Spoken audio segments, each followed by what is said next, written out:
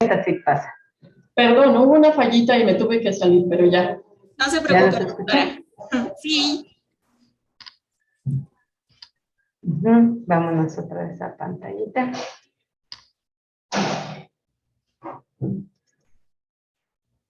Dígale si ya la ven. ¿Ya la ven ustedes? Ya. Ya, doctora. Aquí vamos. Entonces, le damos la pantallita. Y ya si quieren con Buenos días a todos. Sí, quienes están presentes en esta auditorio B. Vamos a iniciar. Voy con la licenciada aquí me regreso, ¿sale? Gracias. ¿Listo, doctora? Listo, ya estamos listos. Ahora sí, muchísimas gracias. Sí, pero no, no se preocupen, no se preocupe. Vamos a iniciar pues con la presentación del tema del día de hoy, que corresponde a la doctora Lilia Ivonne Ruiz Galaz, con el tema de medicina y manejo de felinos silvestres bajo cuidado humano. Entonces, vamos a dar una pequeña reseña de lo que ha desempeñado en el área profesional la doctora Lilia Ivonne. Ella es médico veterinario zootecnista, egresada de la Universidad Autónoma Metropolitana.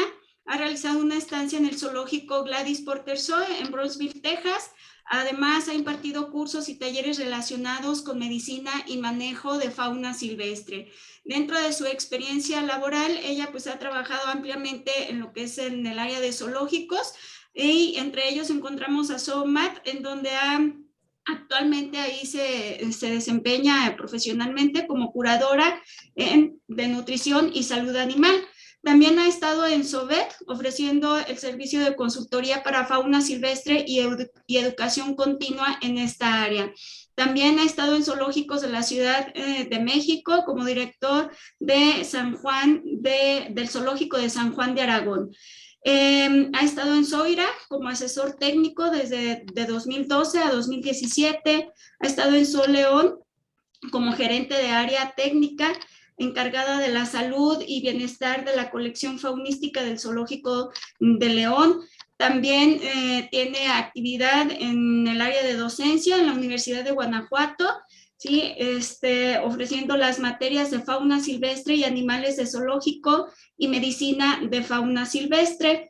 Y además también se ha desempeñado como asesora de diferentes colecciones privadas y gubernamentales. Entonces, doctora, agradecemos que haya aceptado la invitación a participar en este congreso en su segunda edición, la modalidad virtual, de aquí por parte del Centro de Ciencias Agropecuarias de la Universidad Autónoma de Aguascalientes. Entonces, bueno, le recordamos al público que al final de la presentación pueden realizar preguntas, comentarios, inquietudes en relación al tema que se presente el día de hoy por parte de la doctora Lilia Ruiz en la parte del chat. Entonces, doctora, pues le cedemos la palabra para que haga presentación de su ponencia. Muchísimas gracias por la invitación, doctora Carolina. Estoy muy contenta de estar con ustedes hoy. Les agradezco la paciencia y la invitación sobre todo. Y pues vamos a platicar un poco acerca de este tema de medicina y manejo de fauna silvestre, ¿de acuerdo? Sobre todo de felinos silvestres bajo cuidado humano en diferentes modalidades en las que se tiene la tenencia, ¿de acuerdo? Si hay dudas, comentarios, como dijo la doctora, al final lo platicamos, ¿vale? Muchísimas gracias. Entonces comenzamos. Este va a ser nuestro tema de hoy y creo que es uno de los puntos más interesantes en las colecciones. Son animales muy carismáticos. En todos los zoológicos son los que más llaman la atención, los que siempre la gente quiere ver, ¿no? Entonces por eso es tan interesante su cuidado, por eso es tan importante conocer las normas básicas. Vamos a hacer un poquito de medicina y manejo. Vamos a ver puntos acerca de taxonomía, acerca de lo que es también el cuidado, la nutrición y el cuidado neonatal. Y en la sesión de mañana ya veremos más acerca de enfermedades, problemas en geriátricos, enfermedades comunes y enriquecimiento y entrenamiento. Entonces, si les parece bien, pues comenzamos, ¿de acuerdo? Con un poquito de taxonomía. No quiero aburrirlos mucho con este tema. Nada más es un recordatorio. El orden es de los carnívoros. La familia Felidae son 36 especies. Entre las que encontramos las de gran tamaño y los de pequeño tamaño, ¿de acuerdo? La taxonomía un poco más abundando, la subfamilia Pantheraceae y Felinae son de las dos subfamilias que encontramos. encontramos.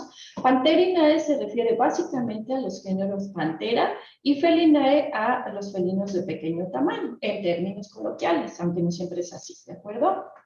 El género Pantera, pues nos referimos, por ejemplo, a Pantera onca, Pantera tigris, Pantera leo, que son los jaguares, los leones, los tigres, los pantera pardos, que son los leopardos, y cada uno de ellos con sus diferentes subespecies. De acuerdo, el leopardo de las nieves, que es Pantera uncia. Pantera significa pan todos y teros fiera. ¿De acuerdo? El género Neophelis tenemos un solo representante, que es el leopardo o Pantera nebulosa, que es Neophelis nebulosa, que es ese gordito que tienen ahí.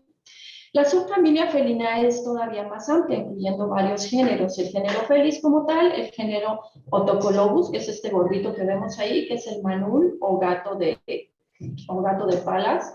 El género Lynx o Lynxes, los caracales, Leptailurus y Pardofelis, entre algunos otros. Encontramos también el género Prionailurus, el género Leopardus, el género Puma y el género Acinonyx, con un único representante, un género y una especie, que es Acinonyx jubatus, el chita, que es muy característico y estaremos platicando varios puntos acerca de él. ¿De acuerdo? Es una comunidad de felinos extremadamente grande y variables en características físicas. Podemos encontrar que varían del peso desde 1.5 kilos hasta 300 kilogramos. El más pequeño es este gatito que vemos ahí, es Prionurus rubiginosus, y muy equiparable al Felis wadey, que es el tigrillo que encontramos aquí en nuestras selvas mexicanas, como aquí en Somal, en Chiapas. Y felinos hasta más de 300 kilogramos, sobre todo cuando platicamos ya de algunos híbridos, como por ejemplo los tigrones, los ligrones, que ocurren fenómenos curiosos que no suprimen el crecimiento, ¿de acuerdo? De acuerdo a la heredabilidad genética. Se distribuyen mundialmente en casi todos los ámbitos, excepto la Antártida, la Australia, y se encuentran en diversas categorías de riesgo. Algunos de ellos más amenazados, algunos de ellos menos amenazados, ya lo iremos platicando. En México encontramos 6 representantes. Tenemos al más grande, que es Pantera onca, el jaguar. Tenemos Felis concolor, que es el puma. Tenemos el Pailurus jaguarundi, el jaguarundi. El Lynx rufus, que es el lince rojo, el ocelote y el tigrillo, para no repetirse. ¿De acuerdo? Tenemos 6 especies, el más grande es el jaguar, el más pequeño es el tigrillo, y se encuentran en diferentes categorías de riesgo. Quizás el más amenazado sea el jaguar, el más carismático, pero faltan estudios, por ejemplo, en lo que es el tigrillo, para poder determinar exactamente su estatus dentro de las categorías de riesgo. Están amenazados todos ellos por la destrucción del hábitat y por el otro lado también por la cacería de la cual son sujetos, sobre todo por sus bellas pieles y también no olvidemos por la amenaza que el humano cree que representan para nuestro hábitat. ¿Sale? En anatomía pues son muy similares a los gatos, de hecho es nuestro animal modelo, son muy similares a los gatos domésticos, pueden alcanzar un peso de hasta 300 kilos, son gatos gigantes. Casi todos tienen uñas retráctiles. ¿A qué nos referimos? Hay una excepción, una sola especie, un género con una especie, que es el Acinonyx jubatus, que es este que ven aquí, el chita. Ellos carecen de ese tipo de uñas retráctiles. ¿Por qué? Porque están adaptados para la carrera, ¿no? Inclusive son los dueños de la velocidad más alta, el récord de velocidad más alto en mamíferos terrestres, ¿de acuerdo? Pueden alcanzar velocidades impresionantes de más allá de 200 kilómetros por hora. Sin embargo, no logran correr eso de un solo tirón, lo van a correr solamente en pequeños episodios, como un sprint, como un salto grande, donde van a rápidamente tratar de conseguir a su presa, van a durar cerca de 40 segundos y se cansan. El sistema respiratorio no está tan adaptado. Posee adaptaciones como eso de las uñas que no sean retráctiles, les van a dar mayor como agarre del suelo, y esto mayor tracción, y junto con la cola que funciona como timón, ¿de acuerdo? La presencia de estas pequeñas manchas alrededor de los ojos la presentan curiosamente los animales más rápidos de la Tierra, como el halcón peregrino. Esto les ayuda sobre todo a evitar el resplandor solar, ¿de acuerdo? Ahí está su fórmula dental de todos los felinos, la comparten en general. Algunos datos biológicos interesantes: tienen una dentición que está caracterizada sobre todo por esos enormes caninos, que les van a servir sobre todo para la captura y la masticación de sus presas, ¿de acuerdo? No tienen clavícula, sin embargo, tienen una ulna bien desarrollada que les permite el apoyo y que les permite sobre todo sujetar fuertemente a sus presas. Su tracto gastrointestinal es corto, bien desarrollado, adaptado rápidamente para la digestión de la carne, son carnívoros estrictos, y algunas especies pueden presentar glándulas anales que, al igual que en otras especies, funcionan básicamente como marcadores. Los machos en general presentan os penis, nos referimos al hueso peneal, ¿de acuerdo? Dentro de otros datos biológicos podemos diferenciar los grandes gatos, si lo recuerdan lo mencionamos al principio, y los pequeños gatos. Los grandes gatos tienen la capacidad de rugir sin poder emitir un ronroneo, esto debido a la presencia o a la ausencia más bien de una osificación completa de aparato yoideo. Por eso ellos pueden rugir, pero no pueden ronronear. Mientras que los pequeños gatos, los Felinae, pueden generar un pequeño ronroneo, pero no pueden generar un rugido, ¿de acuerdo?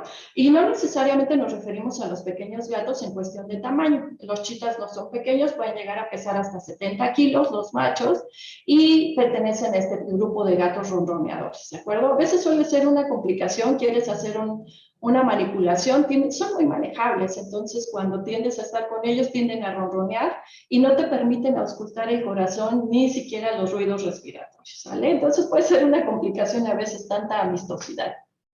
Les decía que nuestro animal modelo pues es el gato doméstico, es donde nos apoyamos, son gatos gigantes y donde podemos extrapolar muchos de los medicamentos e inclusive muchos de los tratamientos, cirugías que ejercemos para pequeños felinos, ¿de acuerdo?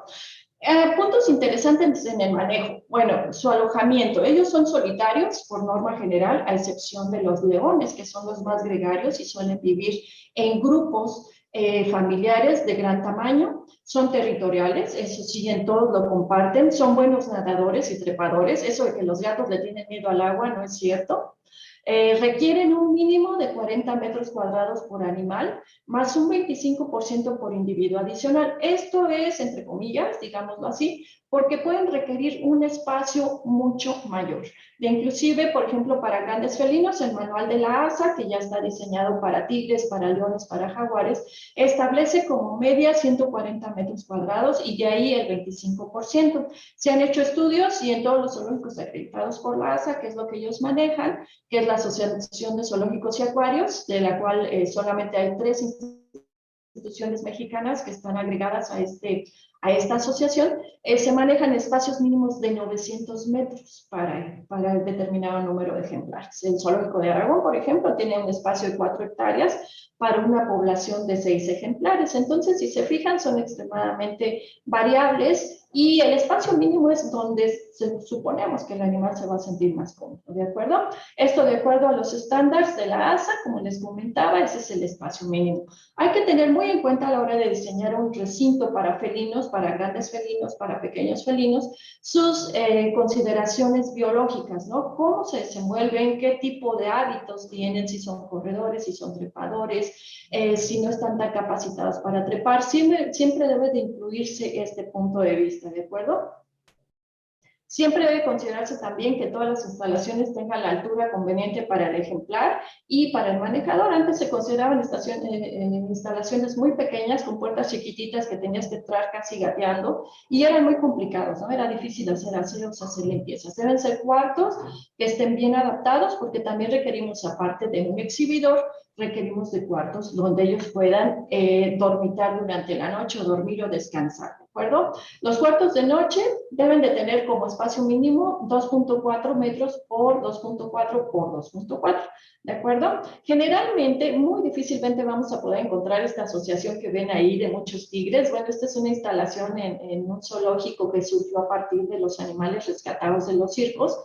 Ellos ya estaban muy acostumbrados a vivir en grupo, pero normalmente se considera que debe ser un cuarto por individuo, sobre todo cuando son machos, hembras y esperamos crías, necesitamos un cuarto por cada uno de ellos para poderles dar el espacio a la hora de parir y cuidar a sus crías, ¿de acuerdo? Esta esquilla es una tigresa, no sé si la alcanzan a ver, es una belleza que vive en el zoológico de Irapuato. El sustrato debe ser lo más orgánico posible, nos referimos a evitar superficies de concreto abrasivas que puedan lesionar las delicadas cojinetes de estos ejemplares. Requieren de sustratos donde haya pasto, tierra, y ellos puedan fácilmente desplazarse sin generarle daño a los cojinetes. Es como nuestro gatito doméstico o como nuestro perro, cuando lo sacamos a pasear, de pronto puede ser muy abrasivo si está muy caliente, si está muy húmedo, o abusamos de los desinfectantes, ¿de acuerdo? Puede ser arena o una grava fina, nunca grava de gran tamaño, ya les iré platicando por qué. Muy importante los cercos, recuerden que son animales potencialmente peligrosos, de hecho muy peligrosos, requieren de una altura suficiente y muchos de ellos van a requerir inclusive que estén cerrados por la parte superior estos recintos, ¿de acuerdo? ¿Por qué? Porque algunos de ellos son trepadores, entonces hay que conocer los hábitos de la especie. Por ejemplo, un chita realmente no requiere cobertura en la parte de arriba porque sus hábitos no son trepadores, lo que sí no debemos de dejarles puntos donde puedan tomar impulso y pudieran saltar. La altura que se considera promedio para grandes felinos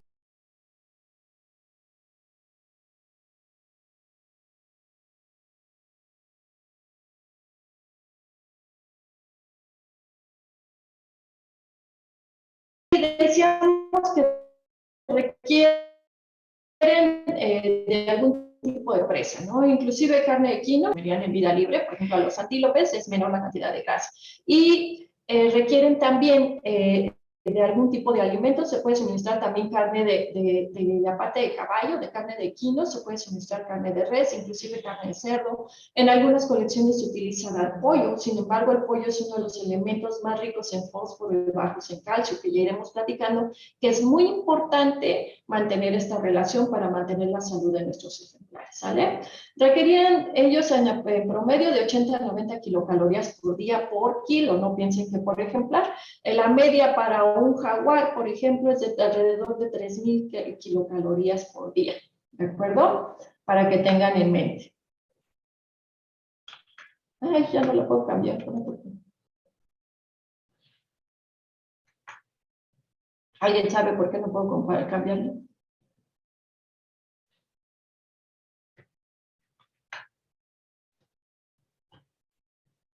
¿Sí me escuchan, doctora Caro? Sí, doctora, sí la escuchamos, adelante. Ok, ahora sí, gracias. La alimentación, bueno, creo que es la frase que más he escuchado en la pandemia, mil perdón.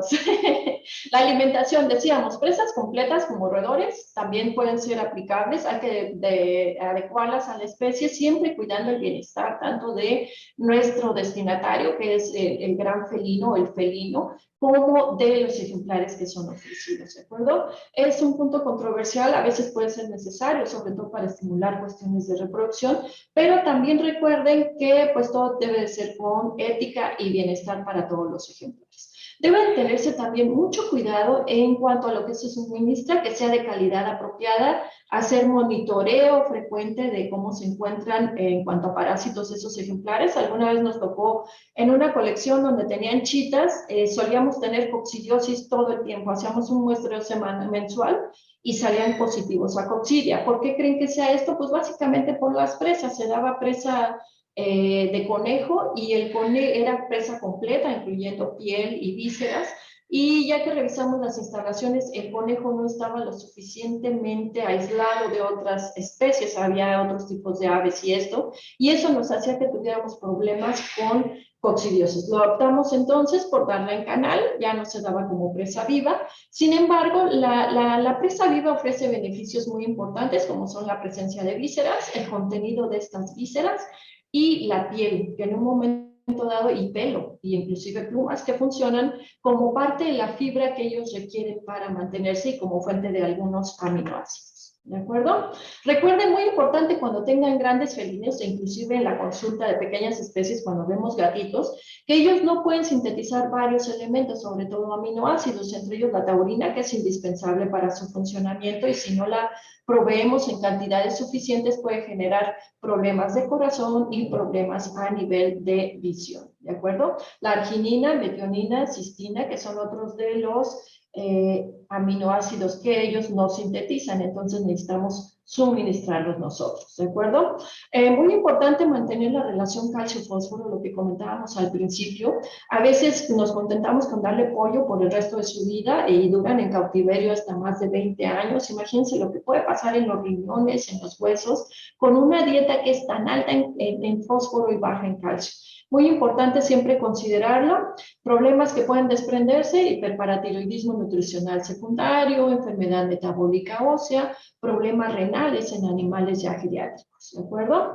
Al menos 1% de su ración debe de ser de calcio, y siempre recuerden esta edad. La relación calcio-fósforo en el organismo es de 2:1 y esta es la relación que debemos de mantener, ¿de acuerdo?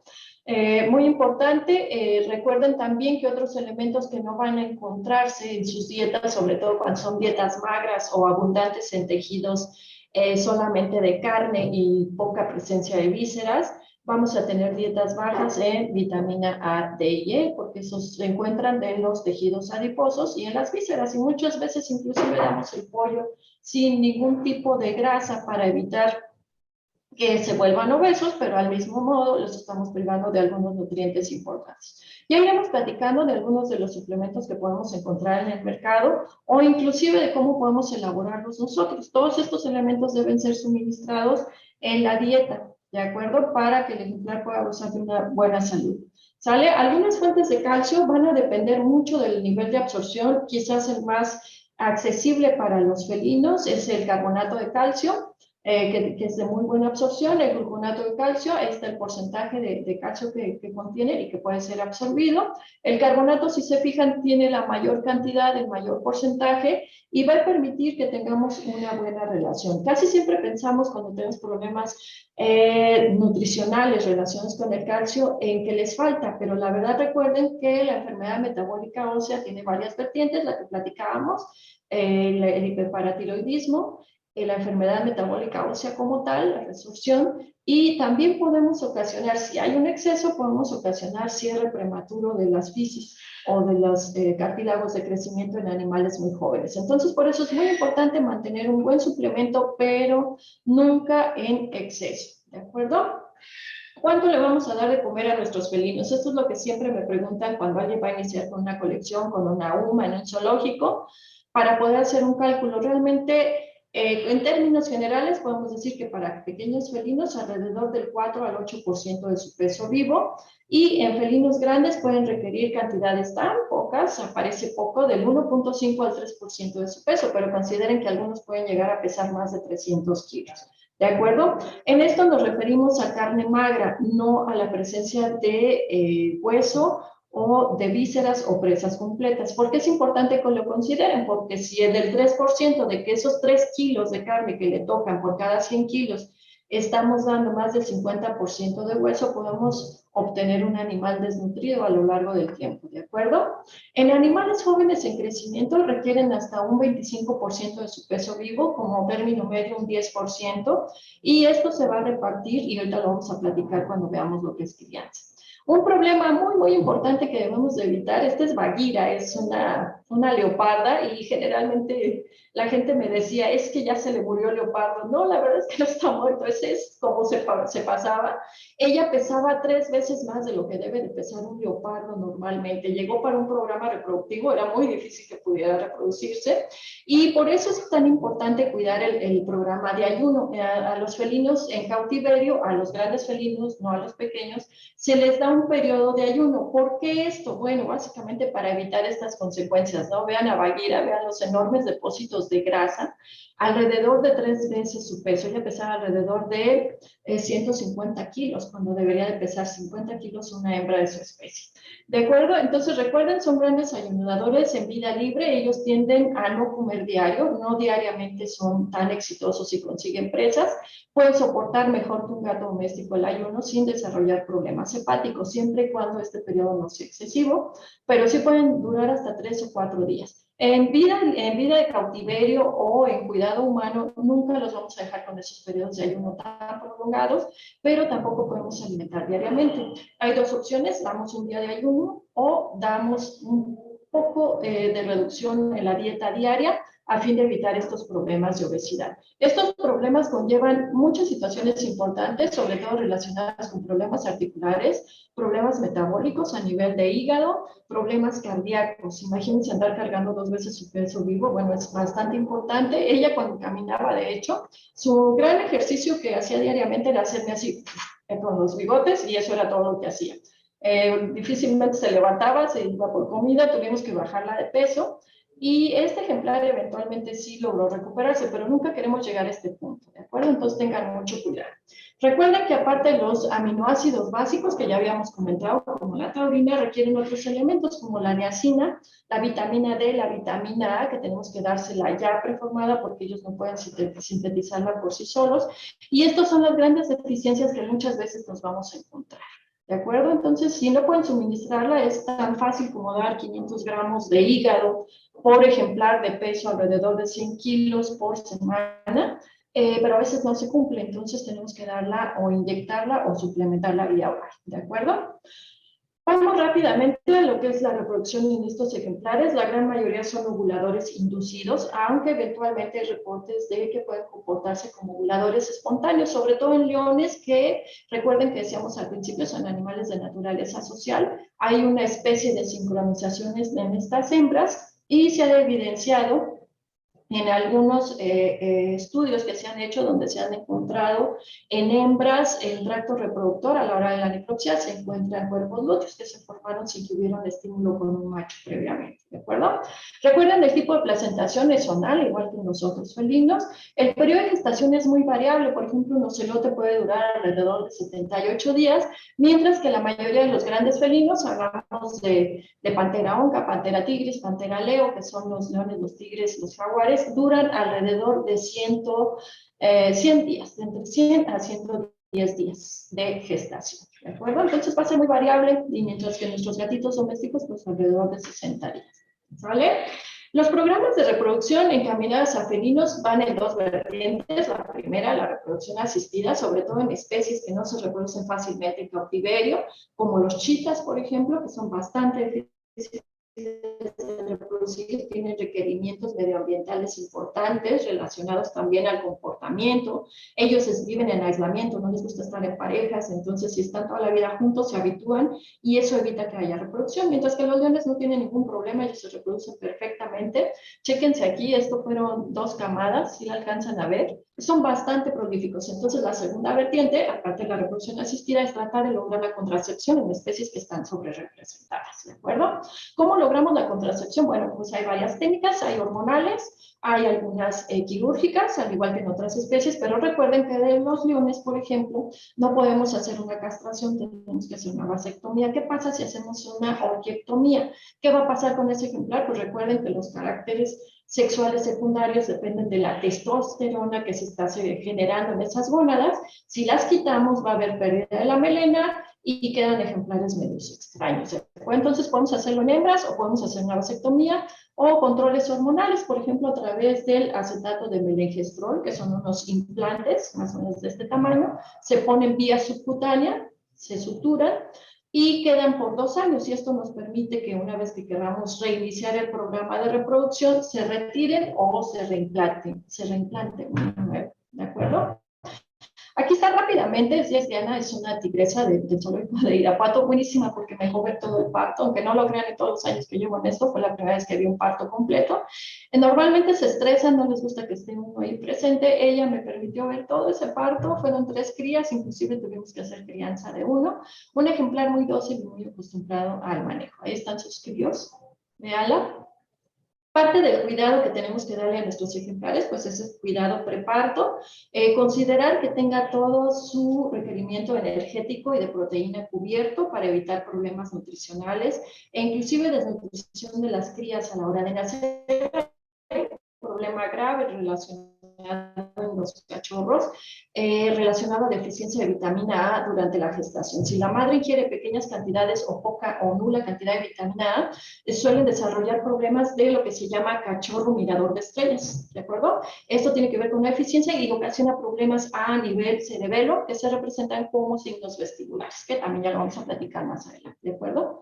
Importante que recuerden suministrar 2 o 3 veces la tasa metabólica basal o el requerimiento de energía de mantenimiento para poder mantener la lactancia y la gestación de estos ejemplares, ¿sale? No pueden consumir el mismo nivel de alimentos debido a que sus requerimientos se incrementan exponencialmente en un par o 3 veces, ¿de acuerdo? Hay que minimizar el estrés, evitar cambios de rutina. Es importante que si son animales que requieren una madriguera, que requieren un sitio especial para poder dar a luz, o que requieren aislamiento del resto del grupo, hay que hacerlo. No alterar drásticamente porque entonces podemos generar que haya canibalismo, ¿no? De repente si se los come. Parte del cuidado preparto, bueno, verificar que nuestras hembras estén libres de parásitos. Recuerden que muchos de ellos pueden pasar vía placenta y mantener un calendario de vacunación que esté al corriente. Pero es muy importante que recuerden que no deben de vacunar a las hembras gestantes porque generalmente la vacuna que tenemos disponible es la triple felina. Y si nosotros vacunamos contra alguno de estos componentes, podemos generar problemas también a nivel de cerebelo, ¿de acuerdo? Van a nacer con hipoplasia cerebelosa, dependiendo del momento que pongamos esa vacuna o si se infecta naturalmente. Entonces es muy importante que recuerden que deben de ser vacunadas cuando estamos totalmente seguros de que no están, no hay gestación. Cuando acaban de parir, inclusive es un buen momento, ¿de acuerdo? Básicamente por este problema podemos generar también problemas a nivel de cerebelo, ¿sale? Recuerden que también gran parte de la inmunidad en los felinos va a pasar a través de la placenta, a través del calostro, entonces queremos que tengan títulos altos de anticuerpos para el momento del parto, ¿sale? Un tema que a mí me encanta particularmente es hacer crianza. Les voy a platicar un poco de cómo hacemos y por qué lo hacemos. Hay diferentes causas maternas, nenatales, medioambientales. Dentro de las causas maternas de por qué hacemos crianza, bueno, normalmente son hembras, lógicamente no estuvo adaptada y conductualmente no puede representar todo este cuidado hacia la cría. Enfermedades, distocias.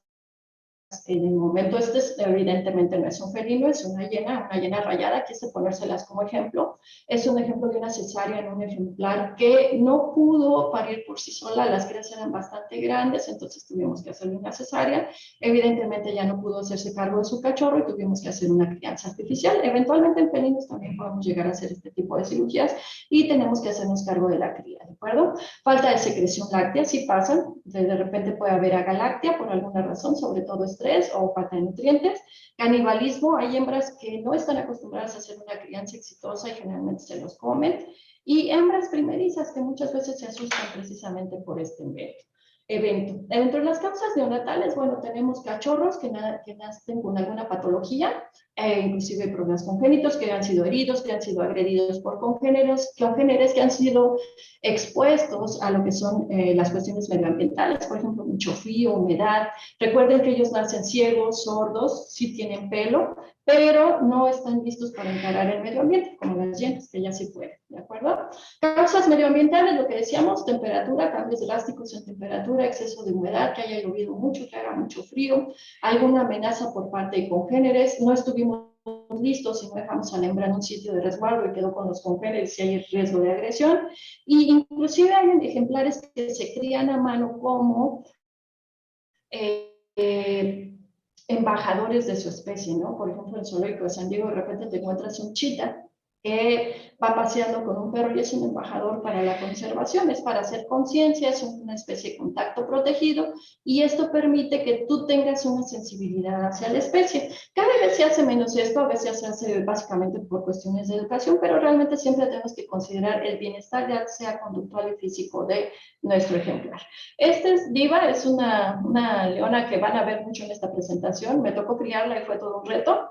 Nació con muchos problemas, pero eventualmente lo logró. Pero bueno, ya les iré platicando. Recuerden también que es importante mantener la inmunidad, ya lo decíamos, los gatitos domésticos van a recibir alrededor del 95% de sus anticuerpos a través del calostro, ¿de acuerdo? Entonces siempre recuerden que una cría antes de ser retirada de preferencia debe de ser expuesta a la madre para que pueda consumir el calostro. Esto nos lleva a veces a complicaciones. ¿Qué pasa cuando la hembra es una hembra que no tiene instinto materno, que no lo alimenta, que no va a permitir que él se alimente? Bueno, vamos a tener que sustraerlo sin que haya este evento.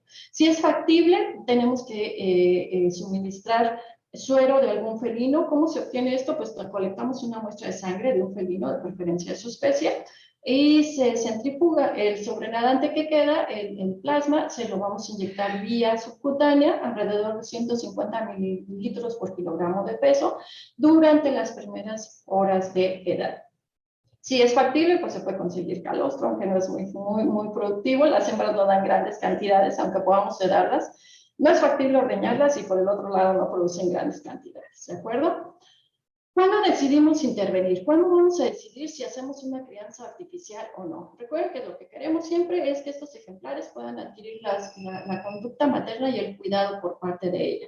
Pero si no es factible, bueno, ¿cuándo decidimos? Si vemos que el neonato no está teniendo un incremento de peso, y a veces es difícil evaluarlo entre el primero y segundo día porque suelen haber una baja de ese peso en esos 2 días, si presenta signos de deshidratación, si vemos que se mueve poco, si vemos que la hembra no lo está cuidando, no lo está amamantando. De hecho, si tú ves que una hembra desde el principio no lo lame y no limpia su cría, eso ya quiere decir que seguramente no va a hacerse cargo de él, ¿de acuerdo? Si presenta heridas, si se ve enfermo en cualquier momento, ¿sale? Entonces es cuando decidimos hacer una crianza artificial. Estos son cachorros de puma. Ya también les platicaré ellos. De hecho, la mamá era bastante negligente, no podía cuidarlos. Y eventualmente cuando me los entregaron, me dijeron que ya se habían muerto, que pues ya, ni modo, no los habíamos logrado esta vez. La verdad es que estaban hipotérmicos. Logramos que ellos entraran en calor, que subieran sus niveles de glucosa y pudieran criarse exitosamente. ¿De acuerdo? ¿Qué voy a hacer cuando llega un neonato? ¿Qué es lo primero que voy a hacer? Un examen físico completo, voy a tratar de registrar su peso, es muy importante que lo pesen diariamente, checar que no haya problemas congénitos, a veces nos podemos encontrar algunos inclusive con atresia anal, que es muy evidente, y algunos otros problemas que a lo mejor no vamos a percibir desde el primer momento, pero que tenemos que hacer revisión. Paladar hendido también se presenta en algunas ocasiones. Vamos a hacer un examen físico completo, su pulso, tiempo de llenado capilar, su temperatura, estado de hidratación, la presencia del ombligo, cómo se encuentra, en fin. Recuerden que la temperatura siempre en los neonatos va a ser un poco debajo de la temperatura normal para los adultos. En los neonatos, felinos neonatos, la vamos a encontrar alrededor de 36 a 38 grados centígrados, que es alrededor de medio a 1 grado debajo de la temperatura normal que presentan los adultos, ¿de acuerdo? Lo que les decía, muy importante que diariamente los pesen a la misma hora y que sea como una rutina. ¿Por qué? Porque esto nos va a permitir evaluar si estamos haciendo una crianza exitosa, si van bien encaminados o no, ¿de acuerdo? La ganancia de peso estimada por día para grandes felinos es alrededor de 100 a 200 gramos, ya se establecieron las curvas de crecimiento, y para pequeños felinos es alrededor de 50 a 100 gramos por día. Por eso es tan importante pesarlos, porque es nuestro parámetro que nos va a ir diciendo si va bien o va mal o estamos fallando en alguno de los aspectos, ¿de acuerdo? ¿Qué vamos a monitorear cada día cuando ya tenemos ese neonato? Esta es Shiva, esta bebé se llama Shiva, si la ven es toda una belleza. Requieren verificar cómo orinan, qué tanto orinan, cuánto orinan y cada cuándo defecan, cada cuándo comen, qué cantidad están comiendo, qué nivel de actividad, ¿de acuerdo? Todo esto tenemos que asentarlo básicamente en un registro. Parte del examen físico y monitoreo, que no siempre es factible porque a veces piensan que, por ejemplo, un león, un tigre pueden tener un peso al nacer de alrededor de 1 kilo o un poco más, que ya es un tamaño respetable, pero, por ejemplo, un ocelotito llegan a pesar alrededor de 200 gramos, entonces obtener una muestra de sangre puede ser complicado.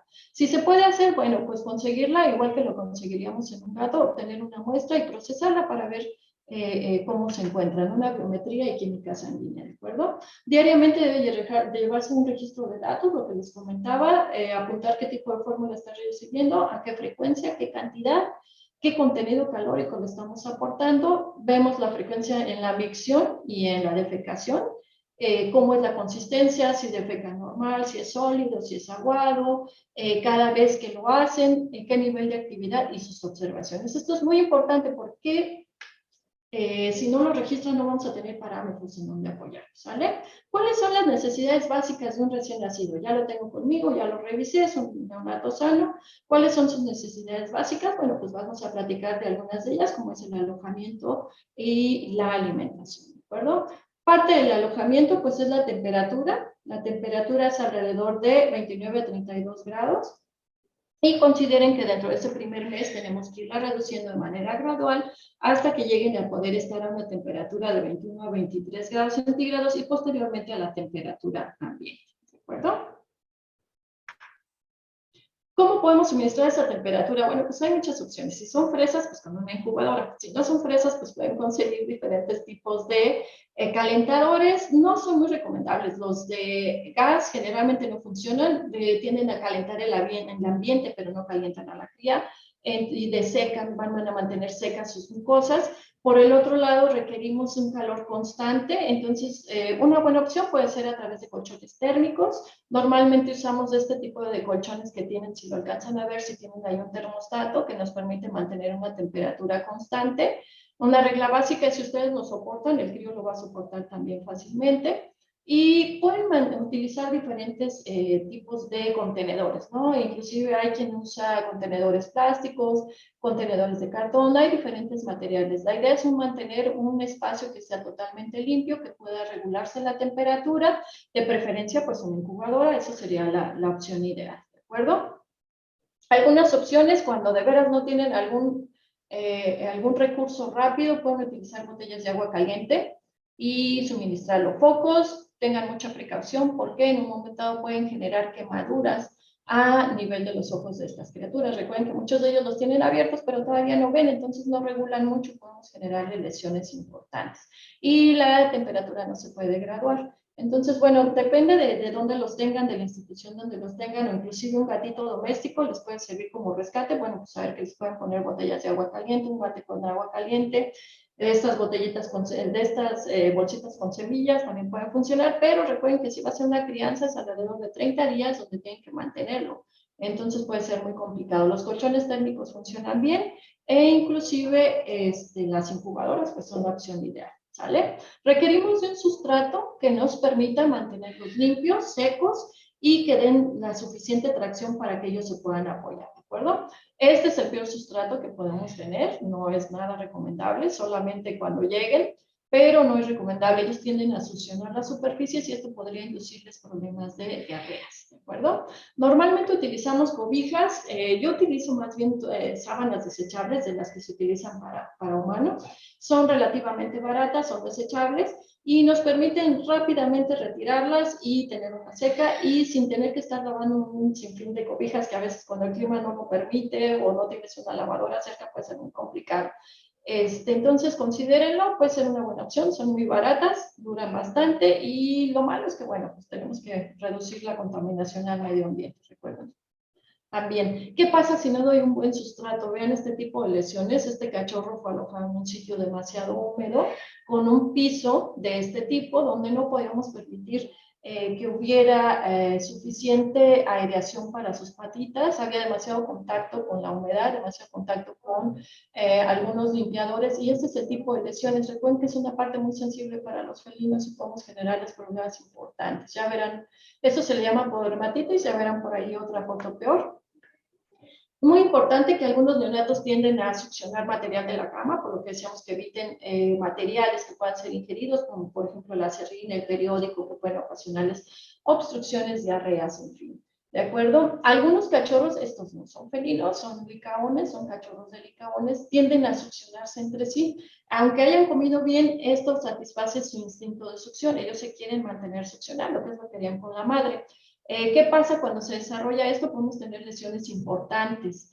Entonces tenemos que separarlos, mantenerlos en alojamientos separados, suficientemente secos, suficientemente calientes, pero separados hasta que puedan establecer una rutina de alimentación y no requieran de estar succionando constantemente. ¿Qué pasa si los dejamos? Pues van a generar por ahí hematomas auriculares, van a generar edemas, inclusive lesiones. Alguna vez me llegó un cachorro de león que estaba alojado con su hermanito, tenía un severo trauma a nivel de genitales y la persona que me lo llevó me dijo es que su hermanito es muy bueno y lo está lamiendo constantemente, ¿no? La verdad es que la frecuencia de alimentación era inapropiada, los alimentaban solamente una vez por día, imagínense para un neonato, y entonces lo que hacía era estar succionando para obtener algún tipo de hidratación. De esta manera se hidratan. Yo lo veo como un mecanismo de supervivencia, pero ¿Qué pasa cuando ya es excesivo? Pues sí llegó con una lesión importante, se les separó, se les incrementó la frecuencia de alimentación y salieron bien del problema, ¿de acuerdo?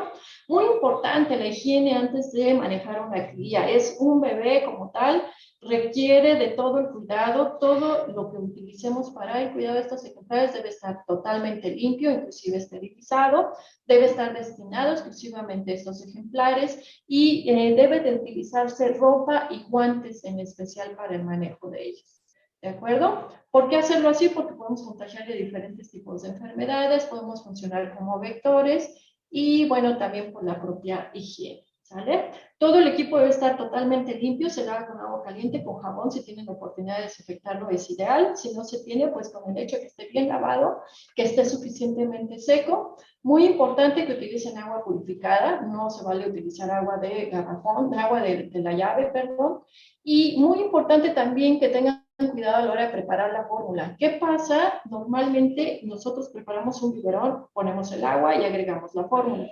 ¿Qué pasa si yo hago la inversa? Pongo primero la fórmula, el polvo, y agrego después el agua. Estoy modificando drásticamente la concentración. ¿Qué me va a acarrear? Que tenga diarreas. Y una vez que empiezan con problemas de diarreas puede ser bastante complicado. Recuerden que los cachorros no soportan pérdidas importantes de líquidos porque no tienen el mecanismo suficiente para retenerlos o para obtenerlos de otra fuente, ¿de acuerdo? Debe de suministrarse siempre tibio.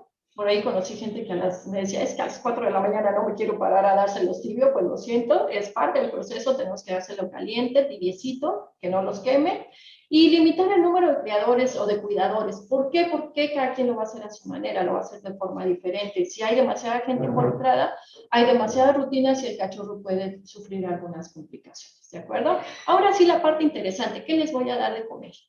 ¿Qué les voy a alimentar? Estos son los pumas, los que vimos al principio, ¿se acuerdan? Los que les decía que ya daban por bajas.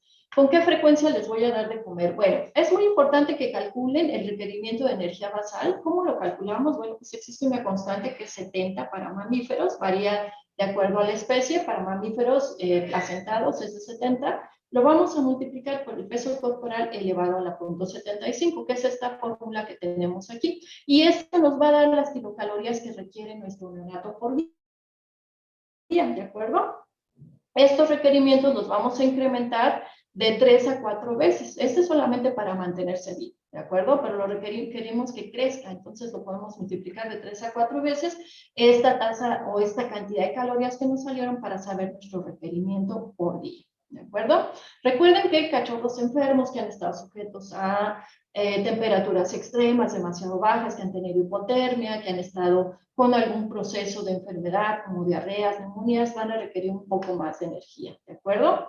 En términos más traducibles y más fáciles, ¿cuánto le voy a dar de comer a mi neonato? Ya tengo calculada la energía, tengo que saber cuánta energía me aporta la fórmula y de esa forma puedo más o menos estimar lo que él va a recibir. Si no, una forma sencilla es establecer, y sobre todo cuando maneja fórmulas comerciales, la alimentación a un ritmo del 10 al 15% de su peso corporal, ¿de acuerdo? ¿Qué quiere decir esto? Que por cada kilo vamos a alimentar de 100 a 150 mililitros. No quiere decir que lo van a dar en una sola toma, esto se divide entre la cantidad de tomas que va a estar recibiendo durante el periodo de 24 horas, ¿de acuerdo? Y en cachorros que han tenido problemas, este nivel de 10 a 15% puede irse hasta 30 a 35%. Nos referimos a ejemplares que hayan estado sujetos a las condiciones que habíamos platicado: hipotermia, enfermedad, diarrea, desnutrición, madres desnutridas, ¿de acuerdo? Lo que les platicaba, generalmente lo vamos a determinar la cantidad. Si mi neonato pesa 1 kilo al nacer, pues le voy a dar alrededor del 10% de su peso vivo, que son 100 mililitros, lo divido entre el número de tomas durante el periodo de 24 horas. Es bien importante que los felinos van a consumir alimento durante 24 horas al día, ¿sale?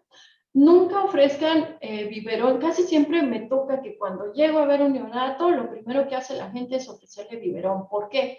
Porque piensan que su necesidad básica es alimentarse. En alguna ocasión me tocó llegar y ver un tigre, precisamente un tigre blanco, no era esta, era otro tigre, y acababa de estar en una situación terrible de hipotermia. La mamá lo había dejado ahí arropado, no lo quiso cuidar.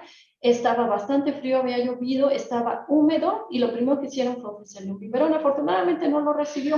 ¿Qué hubiera pasado? Generalmente no están en capacidad de digerir. La elección del neonato es: o me caliento y sobrevivo, o digiero, y entonces pues la prioridad es mantenerse vivo.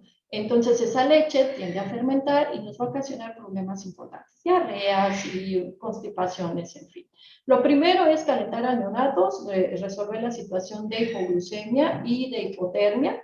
Y recuerden que solamente le podemos dar biberón a un neonato que se encuentre estable, ¿de acuerdo? Que esté responsivo. Como primer alimento no ofrezcan leche, ofrezcan suero porque es menos irritante y esto nos va a permitir saber si él puede succionar o no. A veces la mamila es un componente raro. Si ellos ya tomaron calostro, ellos ya están improntados con la madre, con el tejido y el calorcito de la madre. Y a la hora de que ustedes los quieren someter a un biberón, les cuesta mucho trabajo, ¿de acuerdo? Siempre es importante ofrecer algún tipo de suero. Toleran bien el sabor del coco, ese les gusta, o inclusive los que usamos para niños en polvo, ¿no? Posteriormente se va diluyendo la leche y se va incrementando y en un periodo de 24 horas ya le vamos a dar la dilución apropiada. Esta es parte del material que necesitan, va a depender mucho del tipo de neonato que ustedes manejen. Desde nuestros pequeños neonatos, imagínense criar un lince, un ocelotito, un tigrillo, o criar un tigre o un león, ¿de acuerdo? Tienen que adecuarse al tamaño de estos ejemplares. Estas son unas que me gustan mucho, pero ya no están en el mercado. Un detalle importante, son redondeadas, no presentan ese tipo de alitas anticólicos. Acuérdense que muchas de ellas están diseñadas para humanos, no para gatos. Entonces, no permiten que el ejemplar pueda enrollar la lengua y succionar apropiadamente. Eventualmente lo logran, pero les cuesta más trabajo. Si pueden conseguir las redondeadas, son excelentes, ¿de acuerdo? Muy importante, nunca fuercen la alimentación al cachorro. A veces lo que hacen es exprimir el biberón literal dentro de la boca de su cachorro y lo único que va a pasar es que lo van a hacer que broncoaspire. El flujo ideal es muy importante. Casi siempre los desesperados lo que hacen, y eso me consta porque muchos de mis compañeros así lo hacían, les hacen un hoyo enorme porque creen que así van a acabar más rápido. Lo único que pasa es que muchos neonatos ni siquiera van a recibir el biberón porque se asustan al recibir esa gran cantidad de leche y no pueden controlarla, saben que van a broncoaspirar. El flujo ideal es que ustedes pongan el biberón así boca abajo, con la mamila hacia abajo, y el goteo sea constante. Si el goteo sale a chorro, ojo, estamos mal porque lo vamos a broncoaspirar. Si no sale, el cachorro se va a cansar, no va a poder succionar y vamos a perder tiempo y él va a perder glucosa porque no se va a estar alimentando. ¿Qué pasa si mi cachorro no puede alimentarse por sí mismo, si está demasiado deprimido, si llegó enfermo, si fue lesionado? Bueno, vamos a tratar de hacer la alimentación por sonda. Estas son las sondas que utilizamos, son sondas de alimentación tipo francesa. Hay de diferentes medidas, tienen que ajustarla al cachorro que ustedes van a atender. Siempre procurar que no lesionen, que no sea demasiado grande y lesionen al cachorro. Y recuerden que el esófago es un tejido que puede ser fácilmente lesionado. ¿Y cuánto le van a dar de comer? La capacidad del estómago de los neonatos es, bueno, los carnívoros en general es de 50 mililitros por kilogramo de peso, ¿de acuerdo? Nunca alimenten la capacidad. ¿Qué pasa si lo lleno completito? Pesa 1 kilo y le doy 50 mililitros. Lo que va a pasar es que vamos a generar un estómago demasiado lleno, va a generar vómito y va a broncoaspirar, ¿sale? En términos, lo que vamos a dar como media de 20 a 30 mililitros por kilogramo, algo así como la mitad. Ahí está el proceso para que vean. Este es un cachorro que nació muy debilitado, se le da la alimentación con sonda y esto permite que obtenga toda la energía, que pueda resolver su problema de cuestión de salud que tenga y eventualmente pueda consumir por sí solo un biberón, ¿sale? Ese es un lince. ¿Cada cuándo le vamos a dar de comer? Pues, ¿qué creen? Que es un proceso continuo de 24 horas durante el día y la noche, no hay opción de descanso, va a ser cada 2 a 4 horas, dependiendo de la especie. ¿Cómo vamos a saber cada cuándo alimentar? Bueno, pues él nos lo va a marcar generalmente el primer día.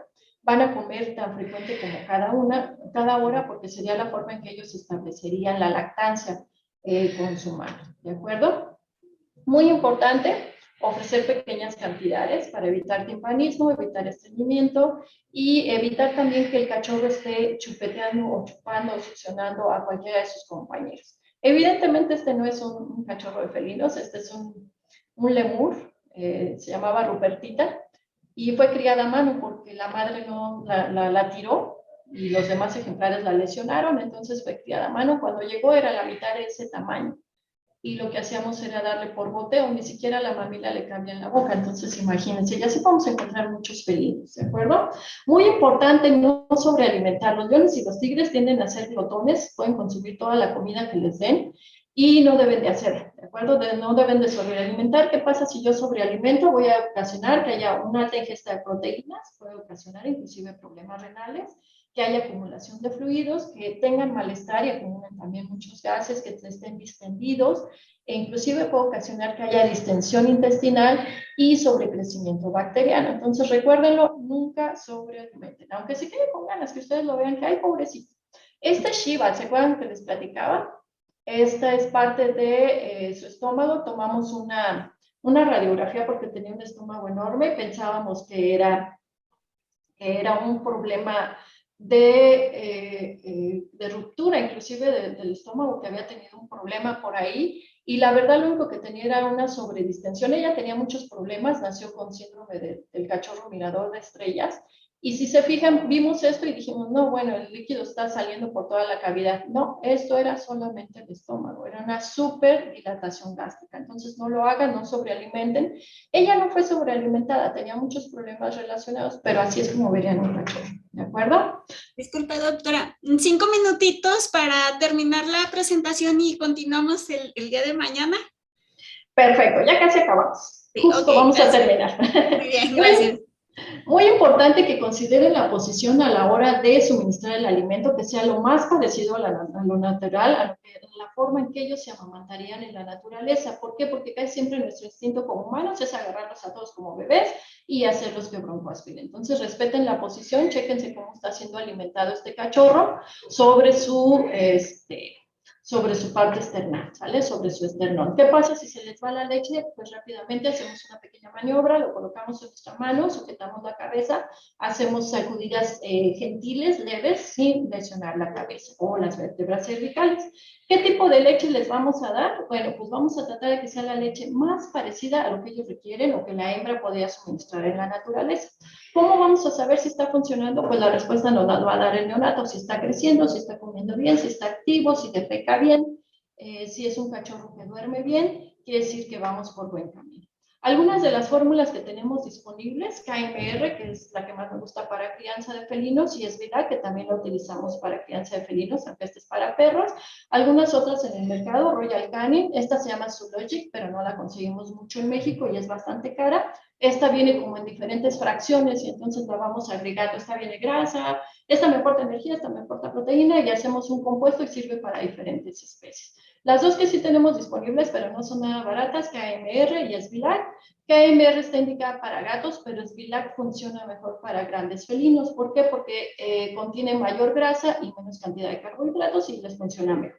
¿De acuerdo? En algunas ocasiones se utiliza suplementar algún tipo de papillas para incrementar los niveles de taurina y facilitar la entrada de mayor cantidad de proteína, de kilocalorías y sin incrementar la ración, o sea, no darle gran cantidad de leche, pero darle mayor cantidad de nutrientes, ¿de acuerdo? Y así evitamos una sobredistensión. Fórmulas caseras, algunas como a base de leche evaporada, que podemos mezclar con agua a partes iguales, miel caro, de esa miel que se usa para bebés, yema de huevo, una pizcachita de sal, y eso funciona como una receta de rescate, ¿de acuerdo?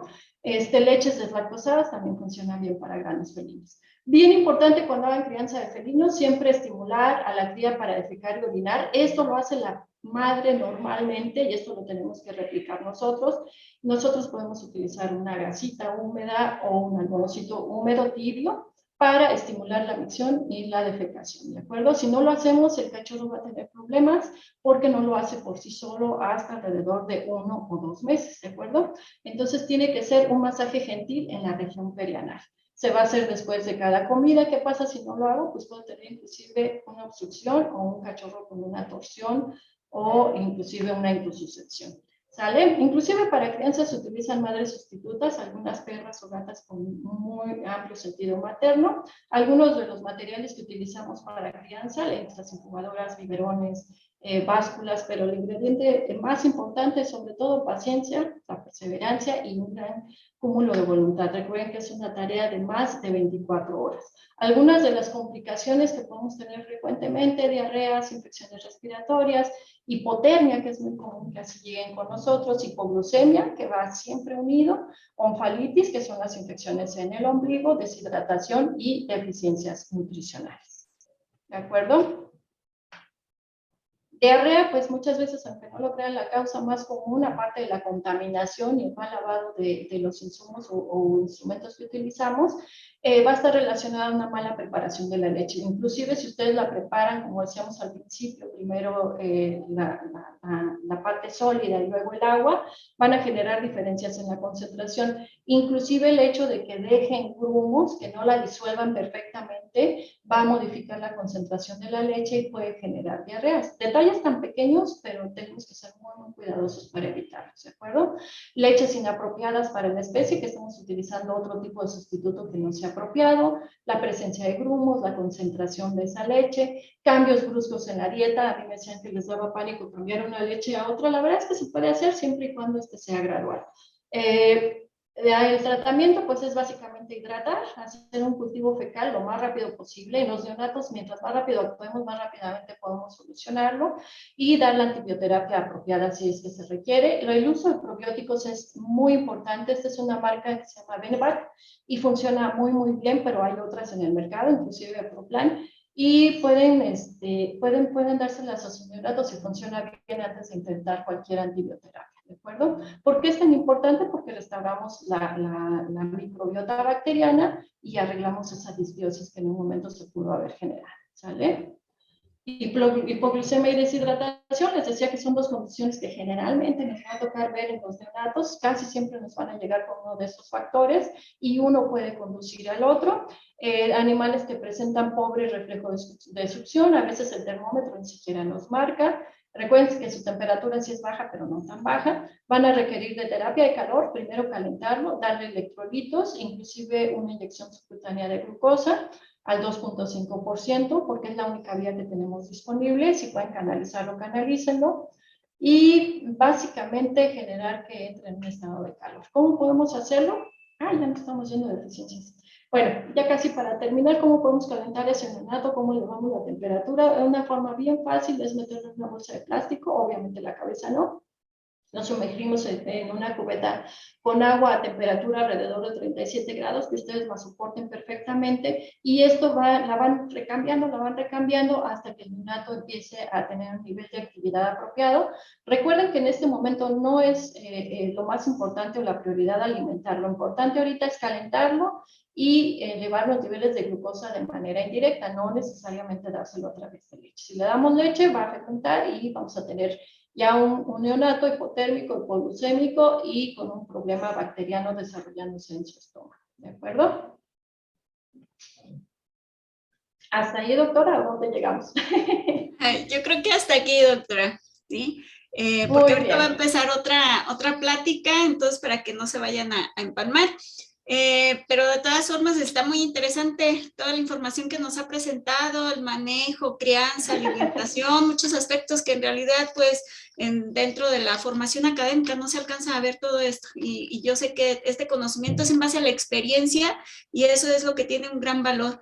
Agradecemos mucho, doctora, que nos esté compartiendo esta información, y pues por aquí hay unas preguntillas, pero yo creo que el día de mañana se las hago saber para atender las inquietudes que tiene el público, y pues repetirle a los asistentes virtuales que el día de mañana continuamos con esta plática a cargo de la doctora Lilia Ivonne Ruiz. Entonces, pues nuevamente agradecemos que haya aceptado la invitación, doctora, a participar en este congreso, y pues nos veríamos mañana. Muchísimas gracias, doctora. Gracias por la invitación, gracias a la universidad, y bueno, mañana nos vemos. Claro que sí. Muy bien, hasta mañana. Nos vemos. Ya le mandé la liga, doctora. Muchas gracias. Sí, nos vemos.